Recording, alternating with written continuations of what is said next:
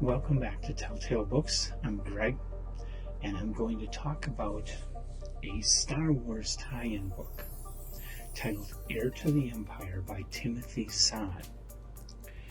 Now this, in my bibliography of Zahn's work, is number 63. So he was an experienced writer at the time he did this. And this is the first book in a trilogy about Thrawn. So it's just called the Thrawn Trilogy. And it was originally published by Bantam Spectre in June of 1991. Now, the Star Wars saga, as far as novels go, at the time this book was published, there were very few tie-in novels that had been published. The most notable one was Splinter of the Mind's Eye, which only got done because during the time that Star Wars A New Hope was being made, that being the first movie in the series that they filmed, the studio was nervous about it, everybody was nervous about it. A lot of people were predicting that it was going to be a big flop and lose tons of money. And in order to provide a completion to the story, George Lucas wanted to publish a book that would continue things and take it a little farther. That's the story I'm reading. I don't know how accurate this is. This is just something. This is an account that I came across recently on the internet explaining why Splinter of the Mind's Eye exists, because Splinter of the Mind's Eye is so completely out of the storyline of the movies.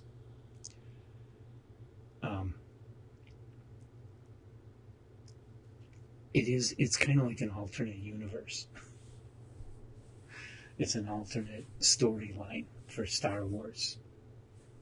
But then, of course, Star Wars was a blockbuster hit. Splinter of the Mind's Eye did get published right away, but then Empire Strikes Back came out. In the meantime, not much tie-in novels were being published. We did get Brian Daley's Han Solo trilogy in the 1980s, and then we also got a Lando Calrissian trilogy that came out in the 1980s, and that's it. That's it for Star Wars tie-ins during that whole period of time. So then, 5 years after Return of the Jedi, George Lucas had made the decision at that time that he was burned out on it and he wasn't going to continue the movies. So they opened it up to book tie-ins. And the first one to be done was the Thrawn Trilogy by Timothy Zahn. And Heir to the Empire was the first book of that series, and it was first published. And so this book starts 5 years after the events of Return of the Jedi. The Emperor is defeated. Luke and Leia and Han Solo are trying to build a new republic and defeat the remaining forces of the Empire that are still out around the galaxy. And there's one group that is being led by a Grand Admiral that still is living. And this Grand Admiral has a plan for squashing the New Republic and reinstating the Empire. And so he starts carrying out his plan. And the rest of the book is just the adventures of Luke and Leia and Han, Chewbacca and all them, finding out what's going on and getting involved and getting into battles against this Grand Admiral. And the end of the book kind of leaves off like it's the first third of the story. The strength of this book is that the Star Wars characters really came alive. Okay, they didn't seem out of character at all with the characters that we remember from the movies. Very much in line with it. Timothy Zahn did a really good job at capturing them and bringing them back to life. And the situations that they get into here are really well done, exciting, gripping. It's an easy to read novel. It moves along really good. It is fairly exciting. It just, the ending left me kind of hanging.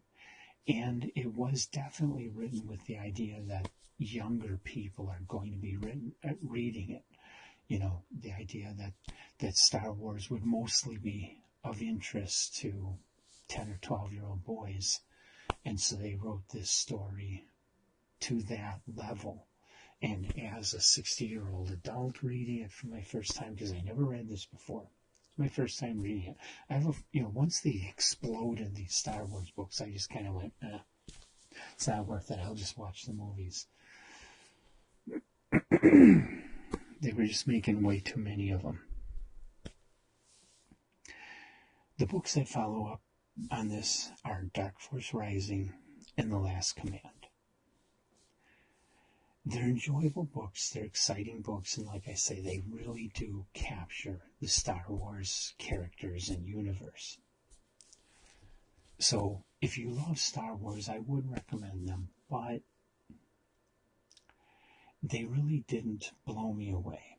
And I'm kind of overloaded with books, so I'm thinking I am not going to continue with this series. I will say I read this as a buddy read. Samantha wanted to read something Star Wars for December, and we picked Heir to the Empire as the book to read. And quite frankly, she was kind of the same way. She was underwhelmed by this book. She enjoyed it, but it just wasn't as good as she was expecting it to be.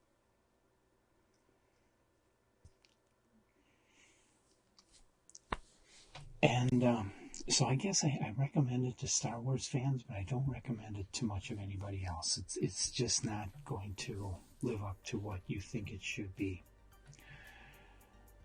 And this is where I say, have you read Heir to the Empire? What did you think of it? Do you think I'm right? Do you think it is a little bit light and could be better? Did it kind of underwhelm you? Or did you think it was brilliant and the greatest thing you've ever read? Leave the comments. Tell me how I'm wrong. But I probably won't be continuing the rest of the Thrawn series.